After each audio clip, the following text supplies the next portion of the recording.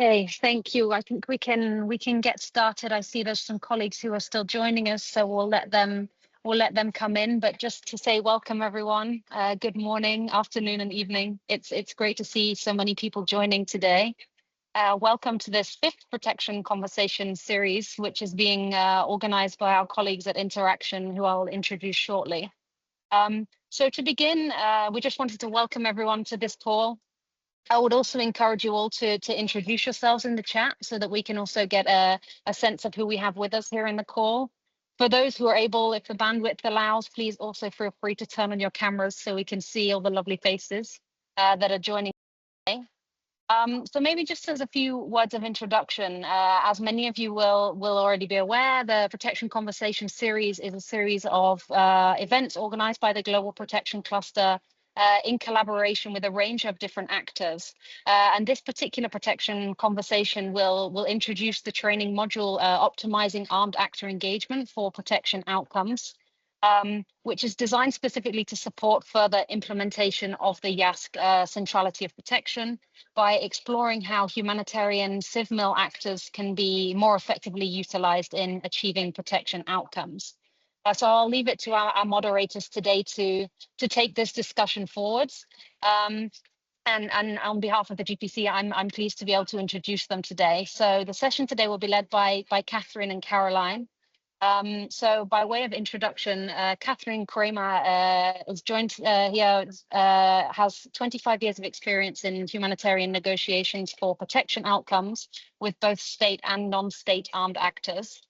She works with InterAction as a protection of civilians advisor and developed the Optimizing Armed Actor Engagement for Protection Outcomes training module, which was developed in consultation with the OCHA CivMil Coordination Service, the GPC, WFP, UNICEF, Save the Children, NRC, and World Vision. And Catherine is joined by her colleague Caroline Zulu, who is the Senior Program Manager for Protection at InterAction. And she facilitates work streams related to protection, GBV, and POC, and elevates key policy and advocacy priorities at the US and global levels.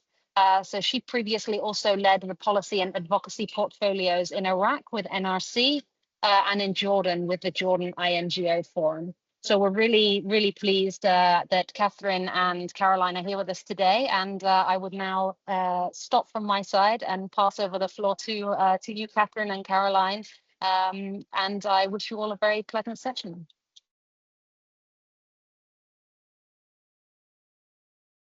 Hi, everyone. Thanks again for joining today, and thank you, Emma, for that introduction.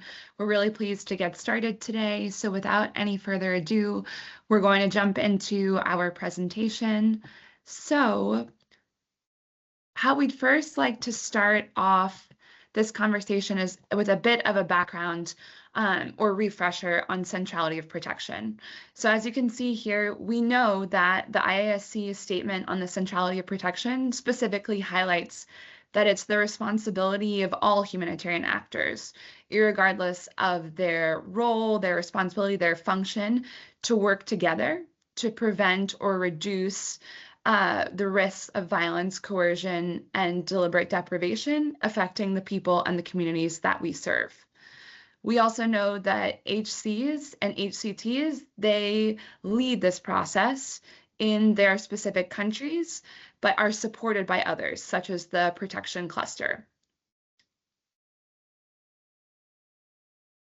And so here you can see, I want to briefly pop into the underlying principles of centrality of protection. Many of you are already familiar with this, and we have the four underlying principles here around the role and leadership of HCs and HCTs, ensuring that risks are understood and identified by crisis-affected people and others. But we wanted to open this up to you all to see if anybody feels comfortable popping in to kind of discuss why these principles are important. So you can pop it in the chat or you can raise your hand, but we would love to kind of get a sense from you about why any or one of these principles are important in this conversation.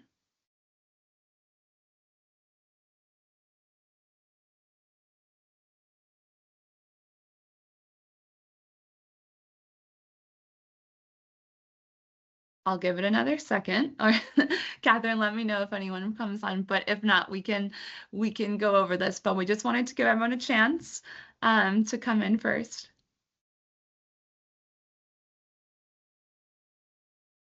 I don't see any hand raised. Okay, so as you Nor can see here, comment in the chat. Sorry, go ahead. okay, we'll have more space for people to come in later, but as you can see here, you know, again, this is a refresher, but again, we know that HCs and HCTs are responsible for leading this process. They bring in specific strategic management and leadership type of vision to be able to execute this. And we also then know that we have champions and other members on HCTs that can help to really push this forward. Second, in terms of looking at identifying and reducing protection risks, they must be understood first and foremost from the perspective of crisis-affected people. This is critical and is, you know, the purview of many of the mandates that you all are working on. We know that crisis-affected people are best placed to be able to identify the risks that they're facing, to be able to discuss what is most effective in terms of combating or reducing or mitigating these risks. Third, in terms of wide-ranging partnerships, that they are essential to mitigate multifaceted protection risks to affected people. On this side, we know that partnerships across the board, whether that is within humanitarian actors or also across other different types of actors, let's call it looking at development, peace building, humanitarian, looking at how we can engage with these, let's say, local actors, women-led actors, in terms of really leveraging all of the skills and capacities. And then on this last one, in terms of regular and consistent engagement with duty bearers, this is critical, especially as we consider how do we engage with governments or armed actors? How do we ensure that IHL is being upheld, excuse me. So this is all areas that we also can go into. It's as we will discuss later in our facilitator's guide of the training.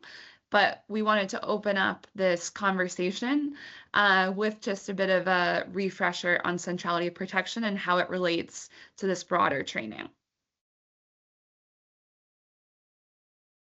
And I'm going to turn it over to Catherine. Thank you, Caroline. So we want to start with a couple of questions for you, our audience. So if you could, I'm sure everybody's familiar with Mentimeter. So if you could open up Mentimeter, it's at menti.com, and then there's a code, or you can use the QR code, and then please respond to these two questions. So the first one is, in your context, do you feel that humanitarian civil military actors are effectively utilized to achieve protection outcomes? And the second one is, how do you yourself work with humanitarian civil military actors to achieve protection outcomes? So we'll take a moment to give you time to log in and answer these questions, and then we'll share the replies.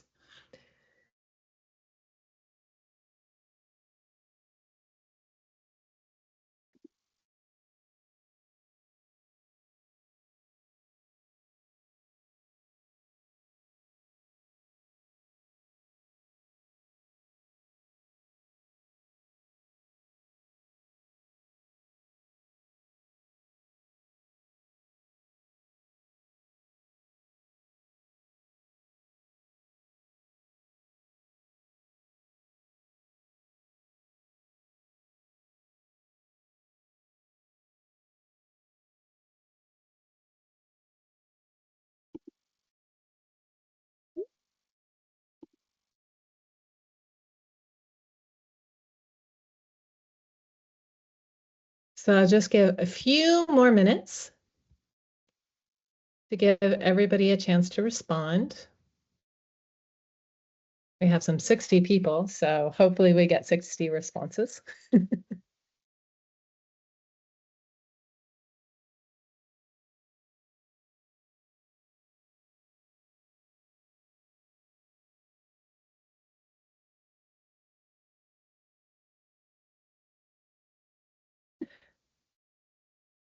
Yeah, thank you for the person who mentioned in the chat that you do need to move to at least the second slide. Don't go to the third one, just the first two. That would be great. And actually, that reminds me, in fact, actually, don't go to the third slide at all, because that's for later. I'm going to delete that so we don't have that there.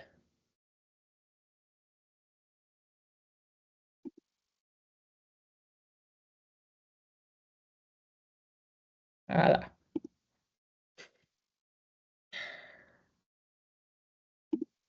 Okay, hopefully more people are responding. If you haven't already, please do. Only able, so it doesn't allow you to go to the second question. That's strange. Huh.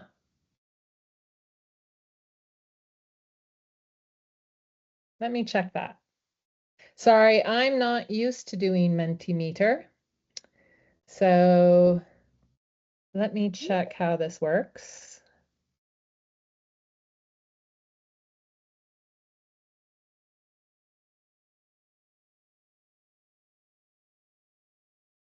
Oh, I have to change slides. I have to change slides. Huh. Okay, well, why don't...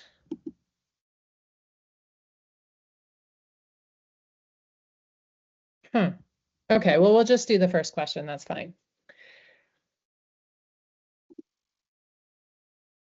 All right. So I see someone has their hand up. Let me unmute you. Abdikadir, did you have something you wanted to say? I think I unmuted you. Okay, you should be able to unmute yourself now.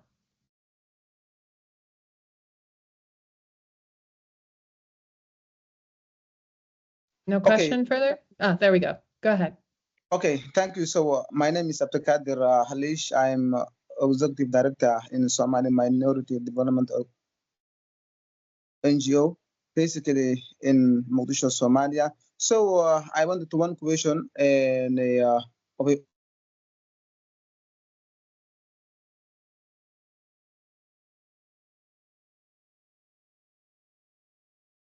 Abdakir, I believe you've frozen.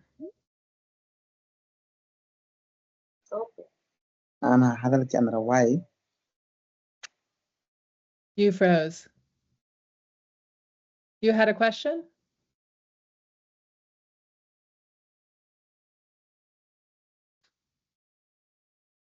Okay, you're frozen right now. Why don't we continue on? And you can always come in at the end of the presentation where we have more time for question and answer, okay? So, that's interesting. Okay, so let me share the first results with you so we can see everybody.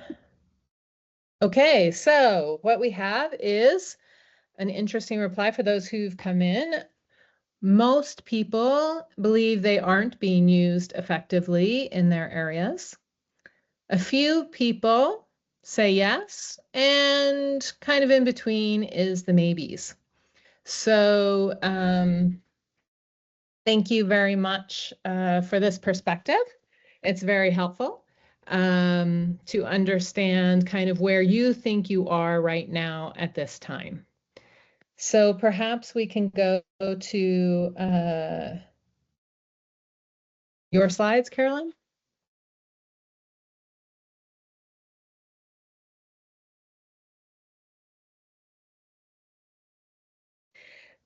So now I'd really like to consider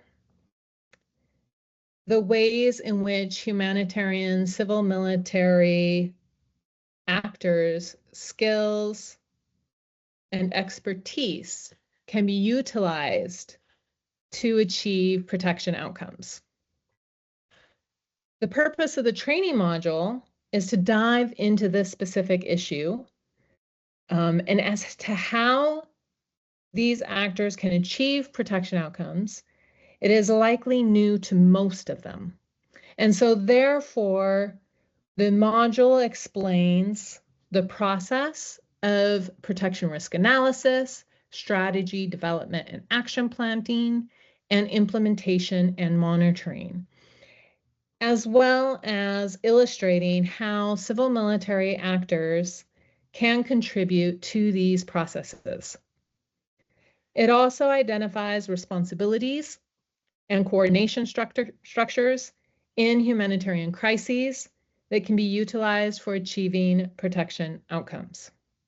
Now, since I couldn't get our second Mentimeter question to work, I would like to open the floor to anyone who would like to share their own experience in utilizing humanitarian civil military practitioners in achieving protection outcomes. You have some of these three areas right here, either in risk analysis and development, action planning, implementation, monitoring. Is anybody here able to share their own experience?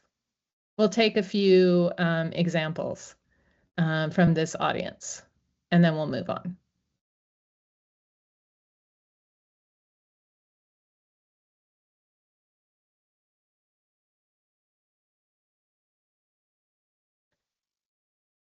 Yes, I see Wael has his hand up, so let me allow your mic. Okay, it should be okay. Yes. Hi, everyone. Thank you. Yeah, just I'll go fast on that. I mean, before I come from Syria, it's like kind of a bit of how do you say? I mean, really different, difficult context because of several actors and foreign interest and I mean several issues. So civil military can be like is really big thing and very essential. But I mean, even with following the protection of risk analysis of having the tools or development and strategy development and action planning and all these things, we still have like we can come up with even with the right tools and the professionals that we have, we can reach to sometimes to a dead end because of the several factors that also lays in the context itself. Basically, yes, I mean, it helps in several cases using the tools that we have, the professionalism that we from different humanitarian colleagues from different, I mean, understanding and agencies. But at the same time, it comes up sometimes for this point that through either bureaucracy or like political issues or sensitivities or other things. Over to you. Thank you. Okay, thank you. And I see Langua also has their hand up, so let me unmute you so you can also come in. Okay, you should be able to come in now. You'll have to unmute yourself.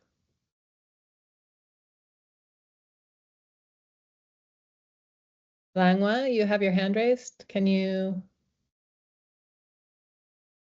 You'll have to unmute yourself. Elizabeth, or sorry, it should be Elizabeth. Unmute myself. Okay. Thank you very much for this opportunity. I am the General Director of Seinhofer. I work in protection, child protection, and elderly protection, and GBV.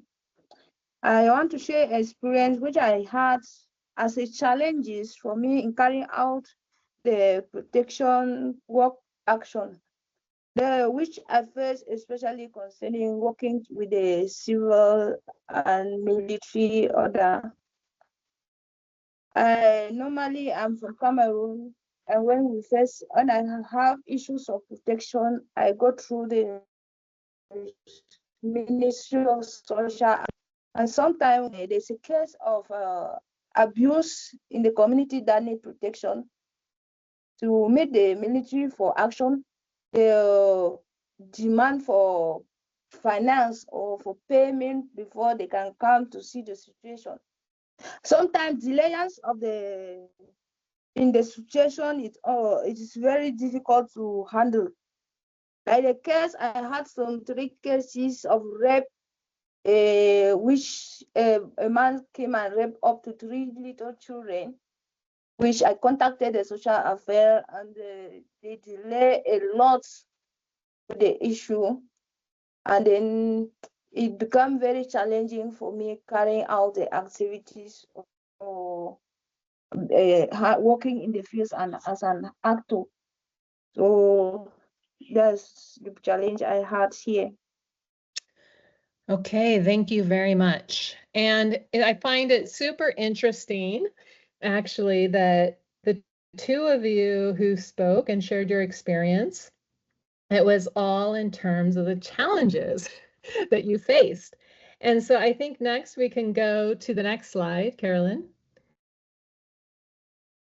because we've actually thought of this, that we can't provide information on how to utilize the civil military function to achieve protection outcomes without looking at the challenges and how to move them into enablers. And I realize, especially with the interventions from Elizabeth, as well as our other colleague, that not all the challenges you face are represented here. And that's okay, because one of the goals of this training module is to actually delve into some of these challenges and trying to figure out collectively how we move those challenges into enablers.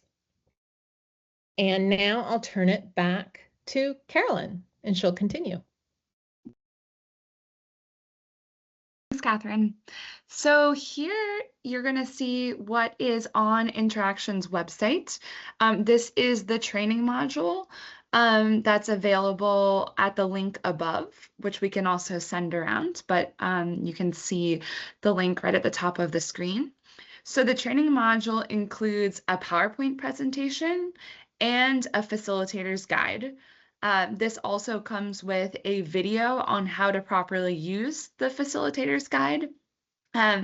This guide is intended to provide easy-to-use, comprehensive guidance for organizers and facilitators to be able to deliver the material according to your needs or the specific process that we've discussed. So you can see this here. This is exactly what it looks like on InterAction's website, and you can just go to the training module where there are links to be able to access all of these things. And in this slide is showing the facilitator guide table of contents. So you can see the sections that are here that are highlighted in this yellow-orange color. This relates to the PowerPoint slides, whereas those here on the bottom that are highlighted in green relate to the exercise material that's used throughout the training. And the rest, these other areas, are to assist the organizers and the facilitators. So you can see here, we have the welcome, the training objectives, key concepts, how to achieve protection outcomes. This is what we kind of talked about in the very beginning on centrality of protection and the underlying principles of centrality of protection. So the training itself has been designed according to adult learning practices.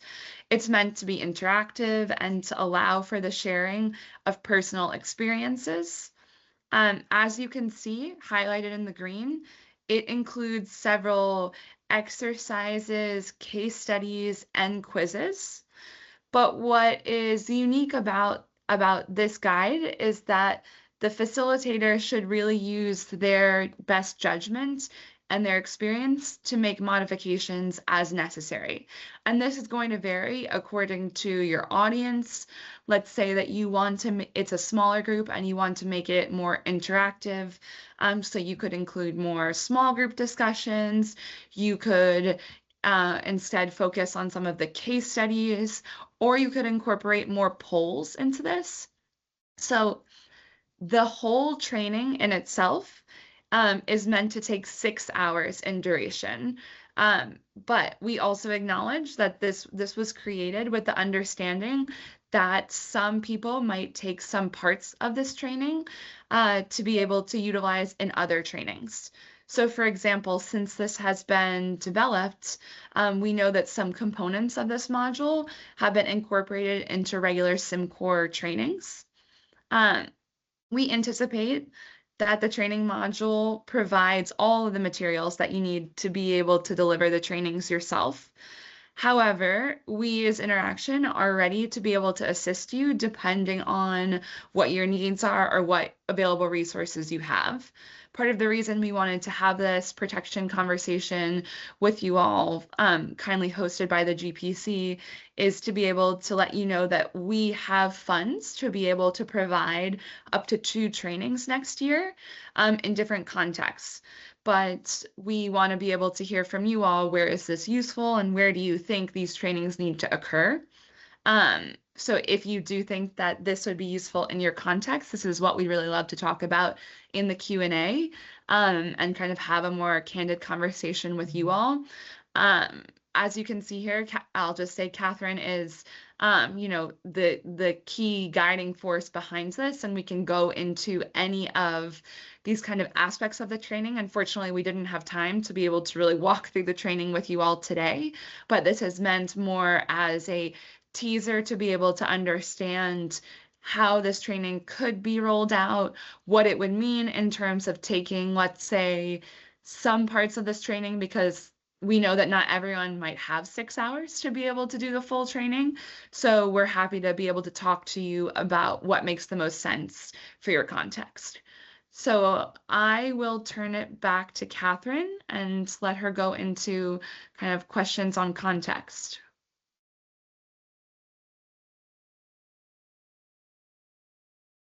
Catherine, you're still on mute, sorry. Oh, yes, I noticed that.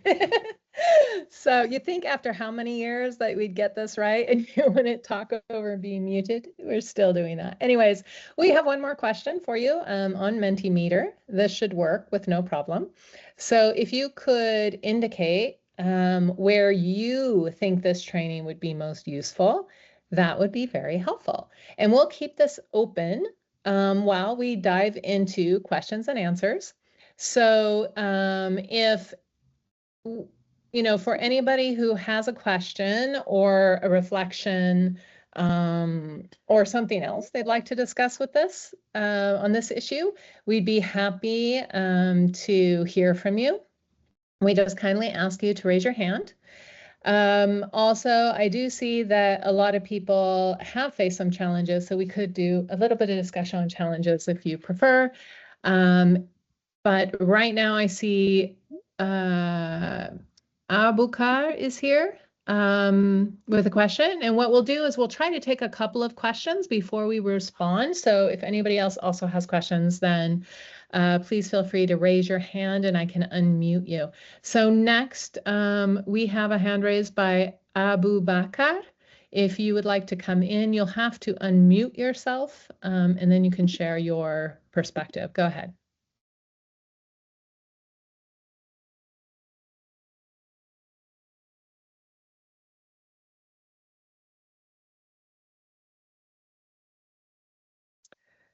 Abu Bakar, do you have your hand raised? You're the only person with your hand raised. So if you want to come in, please unmute yourself. We can't hear you.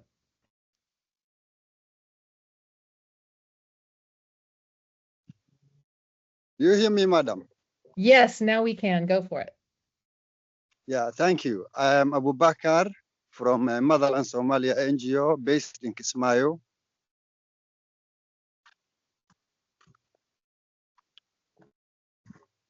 You hear me, madam? Yes, we hear you. Please continue. Yeah, thank you.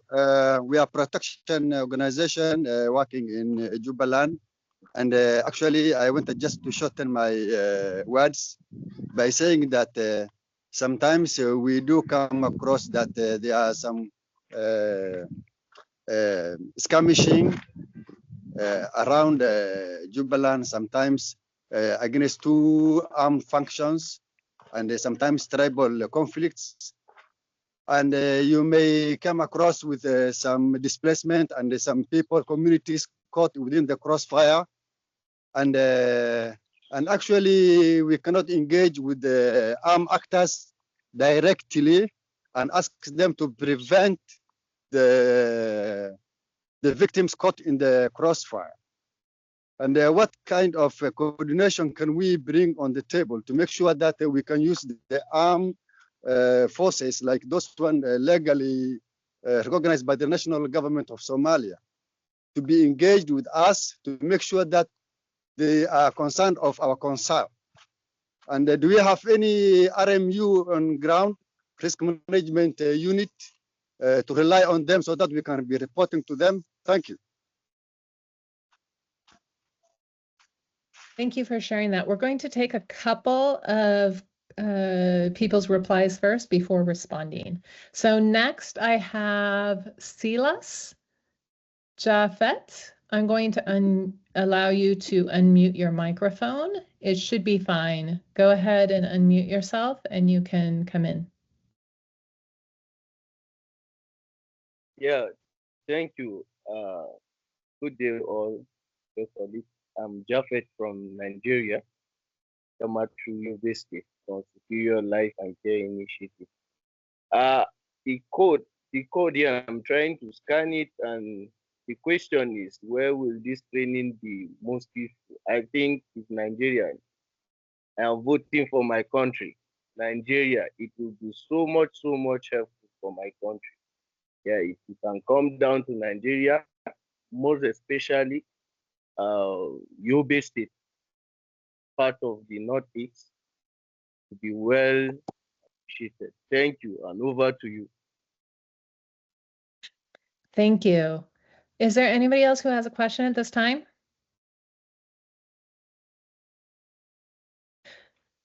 Okay, well, in terms of Somalia, wait, we have a Blessing. Blessing, if you just want to hold on just one moment, I will first respond to these two people and then we'll come to your question in a second round. So first, in terms of Somalia, I do know that in Somalia, while doing this work, putting this together, we were informed that there is a protection of civilians working group in Somalia attached to the protection cluster there. And so you should be able to, I would think, go through them to have help in trying to engage with the state armed forces. So perhaps Abu Bakr, you could follow that lead. And I'm sure that Emma, who's also on the line still, might be able to provide contact details for the person in charge there if if you don't have them yourself. In terms of Nigeria, that's great to hear that Nigeria would like to have this training take place there. What I suggest is that at the end, we will have Caroline's email address up. And so what I suggest is you send an email to Caroline and we can then check and see how we can get around to doing a training for you in Nigeria and help facilitate that. I'm going to move and now unmute Blessing since she had her hand up. Blessing, I've just allowed you to control your microphone. Please go ahead. Okay, thank you, Catherine. Good afternoon, everyone. My name is Blessing Yakubu from Gen Initiative for Integrity and Development. I'm from Nigeria and Adamawa State to be precise. So for this question, sorry, the Mentimeter is kind of challenging for me here to use. I was able to answer the first question, but this one is asking me to sign in and all that. So I would like to say that Nigeria is another location where this training will be very useful, and especially the northeast part of Nigeria, where we have the security challenges and all that, especially from Adamawa State. We have locations which are still security sensitive, and we have a lot of armed forces taking charge of or taking care of some of these locations. So we have a protection sector working group, but then if we can have the armed forces, maybe working together with the protection sector working group, that would be awesome. So I think that training will be so much helpful to us here in Adamawa State. So I'm suggesting or requesting for this training to be held in Adamawa State, Nigeria. Thank you. And including the Northeast. The Northeast is the base states, that's Adamawa, Borno, and Yobe. They have similar challenges when it comes to security issues. Thank you. Thank you very much, Blessing. It does appear that the Menti is not working when it was this morning and was for the previous one. Not sure exactly how that works. So if you want, I also saw that Elizabeth noted that this would be useful in Cameroon. So you can also put in your suggestion in the chat and we can hear from you there. Okay.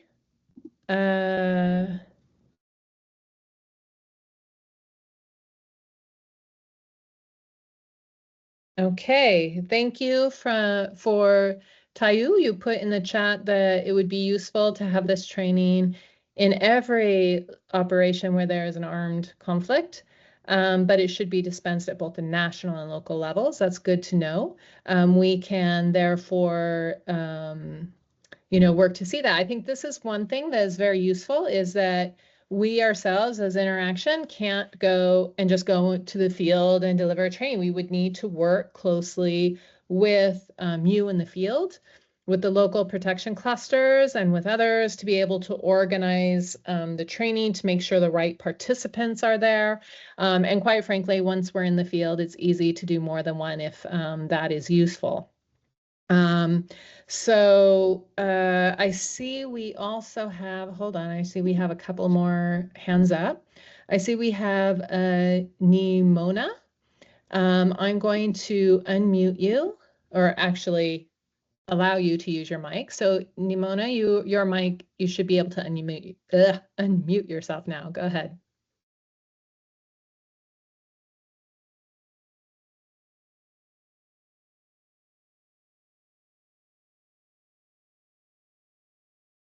Nimona Geta Chu, if you could unmute yourself, you can come in now with your question or comment. Okay, thank you very much for the chance. I'm Nimona Getachew from Ethiopia. Just on the training that we are most probably in a very security sensitive places or locations. For example, from different kinds of locations in Ethiopia, there are different kinds of protection risks. So to combat or to maybe to respond to that protection issues, we need to have protection cluster in each locations. But there are some kinds of challenges to even build that, to engage in the protection clusters.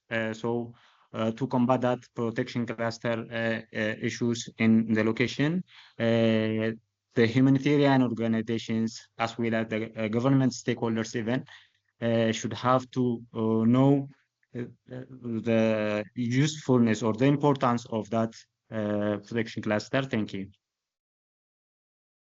Thank you for your intervention. Elizabeth, you wanted to come in again?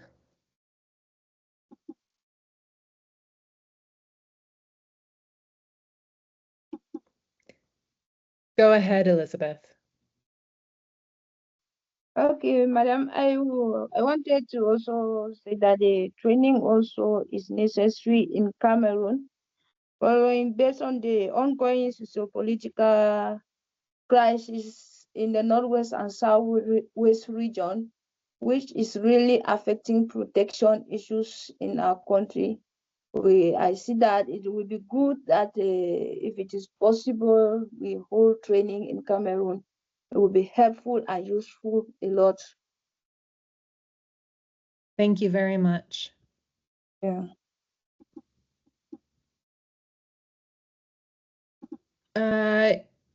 Balami Ishaku, or is it Ishaku Balami? I'm sorry, I'm not sure which name comes first. I've allowed your mic, so if you want to unmute yourself and share your perspective.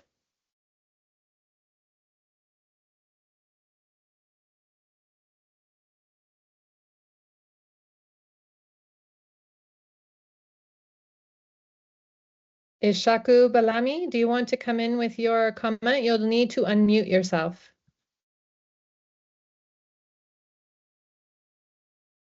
You're still muted.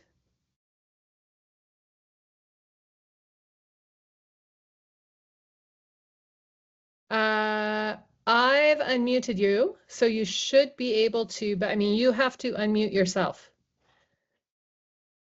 I've allowed you to speak.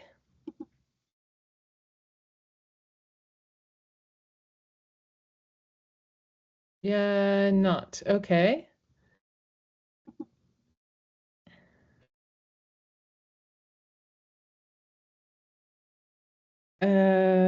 Unfortunately, I can't actually do more for you.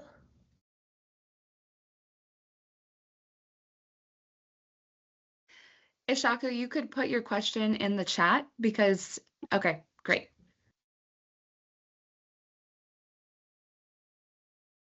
Okay, let's also look in the chat.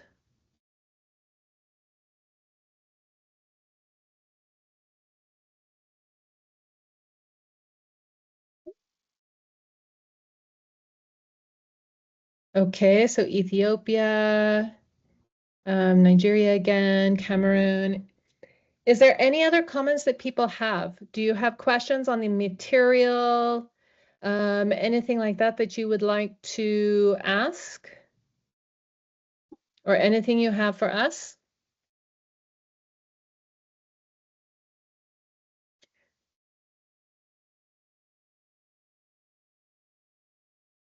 Yes, well. Yes, thank you. On the material thing, I would agree on that. I mean, just I attended the one that delivered by OCHA, and honestly, it's very good and very useful. But and already shared my insights with the team there. The problem, it focuses on, for instance, on, let's say, the armed style of like Western nations, let's say, maybe more like to NATO, US or Western European type of military. But for, I mean, different, I mean, we hear, I mean, for again, in our context, in our area in Middle East, we are not always having this kind of military. We have variety of militaries that we deal with.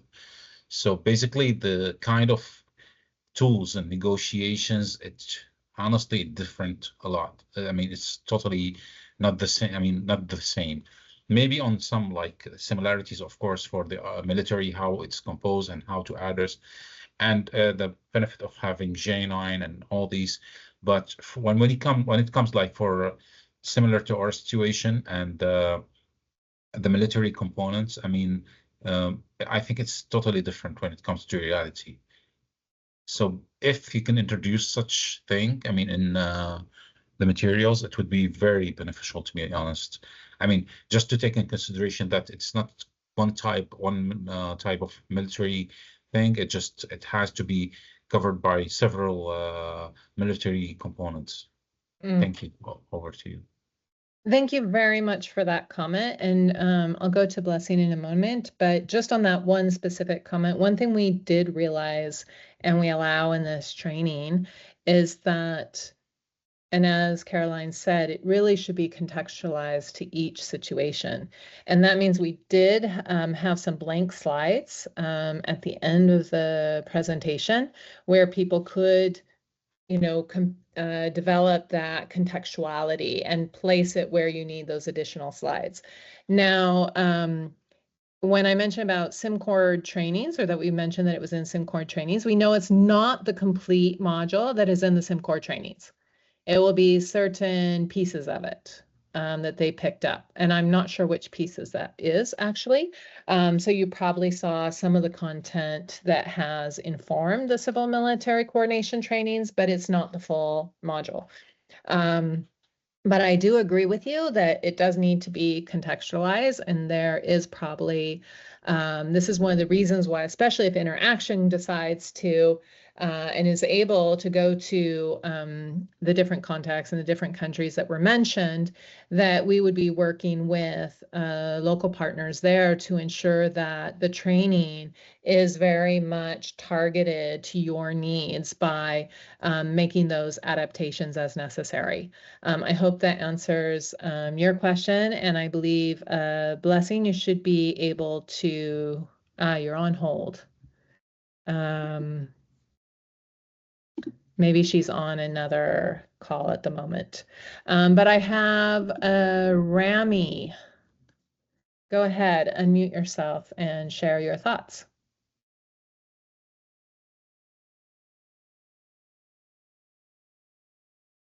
Yes, hello, can you hear me? Yes, yes, we can. Can you Go hear ahead. me? Yes, good afternoon, everyone. Thanks for organizing this this online session. So I'm the Senior Protection Advisor for OCHA, for PROCAP, for the humanitarian country team here in Niger.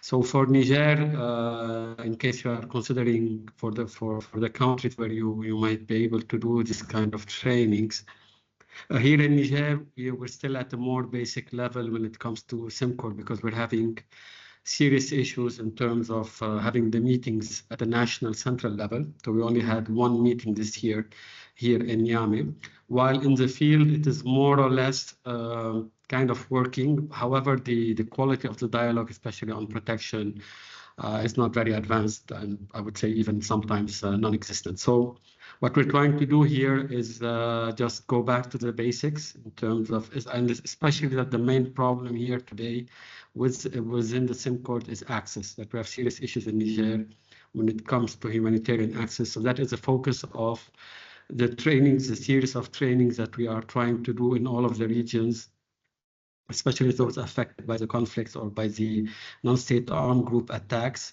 So we're trying to go back to the basics in terms of what is the SIMCOR, what needs to be done in terms of access, the principles, before jumping back again into more advanced protection dialogue. So for now, we have designed several trainings that in the coming weeks. We've already done 2-3 in the field, and one region that is highly affected between Mali, Burkina, and Nigeria, which is Tilaberi. We're having 3 trainings for the region in the coming 2-3 weeks. So for now, I think that's too advanced to deploy now in Niger, but would be helpful maybe next year once if we manage to get back the SIMCOR at an operational level and the dialogues that we could utilize for protection of that. Thank you. Thank you very much for sharing that perspective. I think that's something very important for, I think, everybody to realize, is that in each context, SIMCOR is in a different situation. And so it's important to check with them to see what they can do. And if not, but if nothing else, to make sure to involve them in your discussions on protection and in terms of your strategy as well, so that at least you're involving them at that level. And there was also another comment that someone put in about, are SIMCOR meetings generally used for protection advocacy with security forces, and does the training discuss this? It depends country by country, as our colleague Remy just mentioned, is that it really depends on where it's at in each country. It could be the right forum to discuss, or it might be a different grouping. That's one of the things that is discussed in the training module, is the different coordination bodies that are existent all through pretty much every context.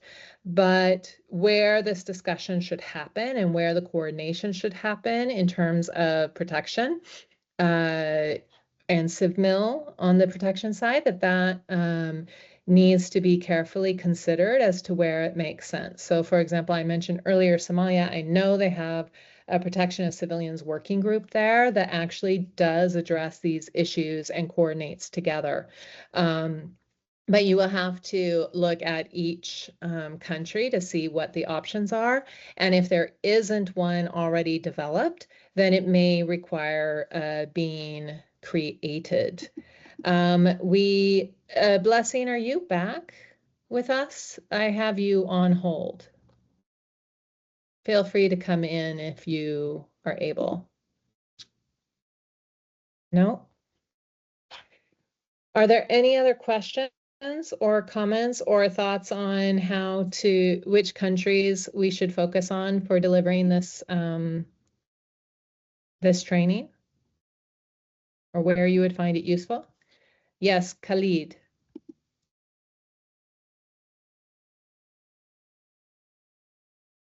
Please unmute yourself and go. Hello, hi everyone, and thank you very much for organizing this conversation. My name is Khalid, and I'm the National Program Officer working with the United Nations Mine Action Services in the occupied Palestinian territory. And I'm currently based here in Gaza, speaking to you from Gaza. And also I'm here with my colleagues, Katrina, she's also in the conversation with us.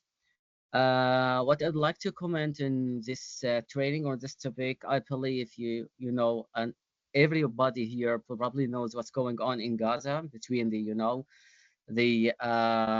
armed conflict between the Palestinian militant groups and the Israeli forces that extended like for more than 1 year and still non-stopping, and how it triggered, massive civilian, humanitarian crisis and affecting all aspects of lives, even including the protection side.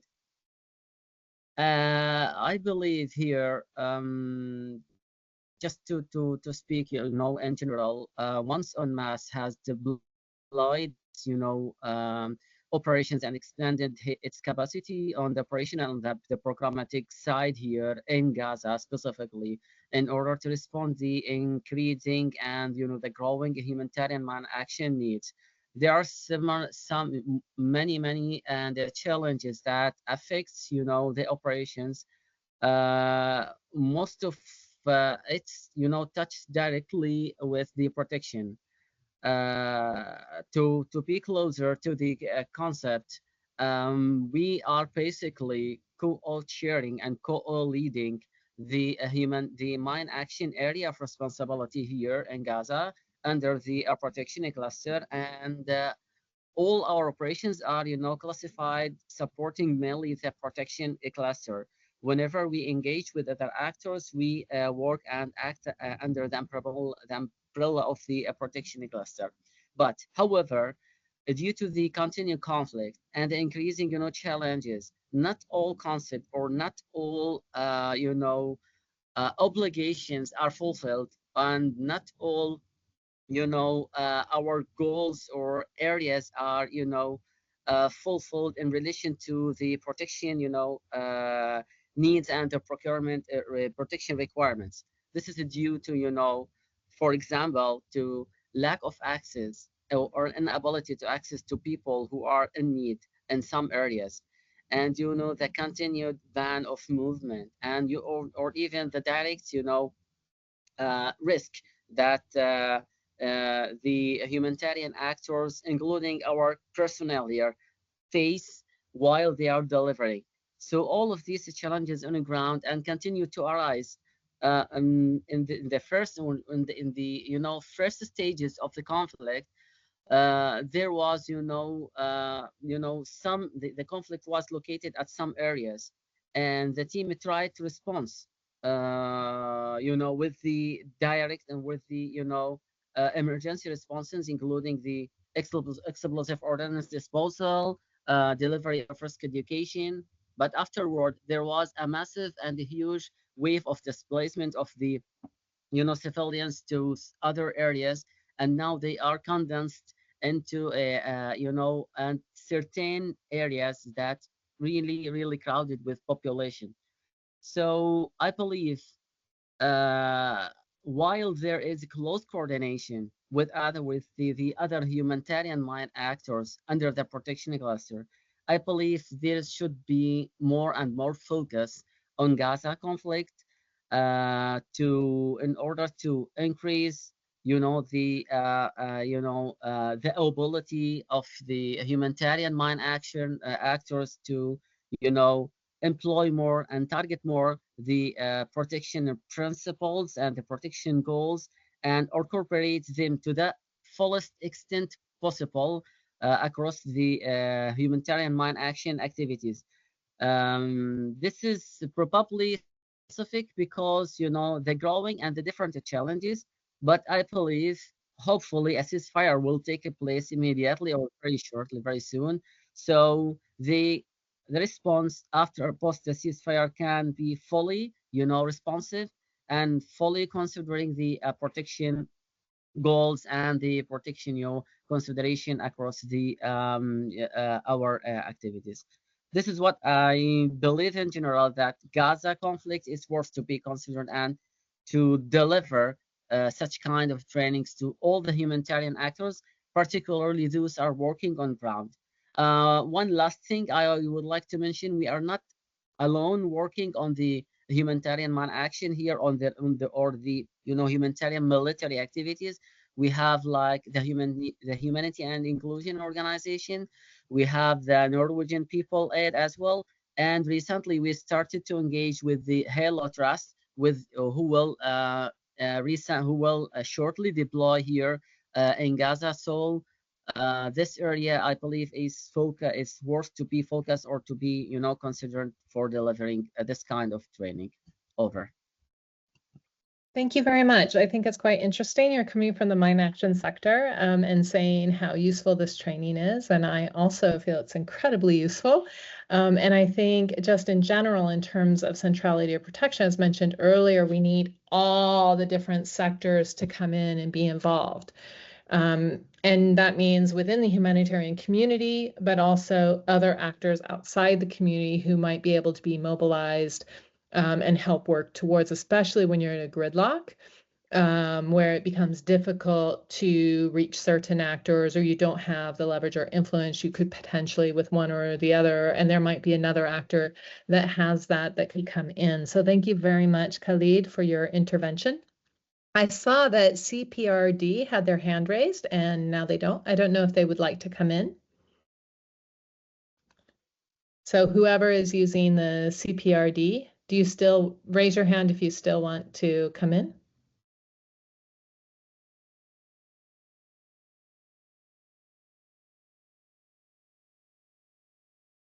Okay, is there any other comments, questions, anything you want to throw out there to this audience who's quite interested in this topic?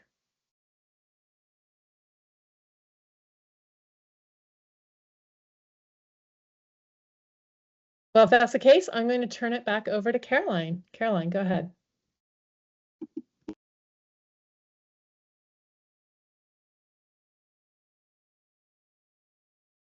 Thanks, Catherine. I am just going to take this opportunity to thank everyone for attending.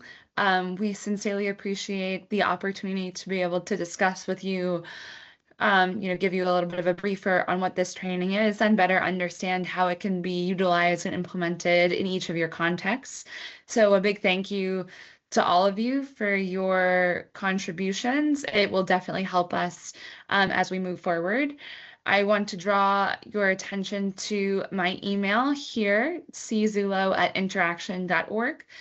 We would love to hear from you if it is of interest to be able to plan a training, answer any questions about what's in the content, or see what really works best for your context. It was great to really hear a lot from you all in terms of certain countries coming up, like Somalia, Nigeria, and many others. And so we hope to be able to just have this be the beginning of a conversation. We also really want to thank the Global Protection Cluster, the GPC, for hosting this and giving us the opportunity to be able to speak further.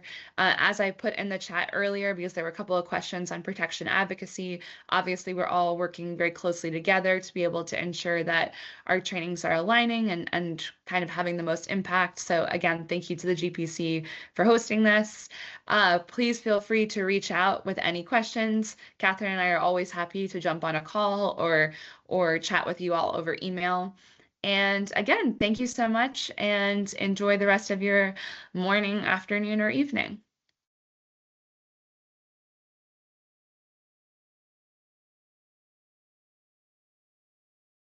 And I'm also just seeing a question about sharing or the PowerPoint, which Catherine and I will send out something for everyone to those that registered and attended the event. So thank you very much. We'll be sharing it. But thanks again.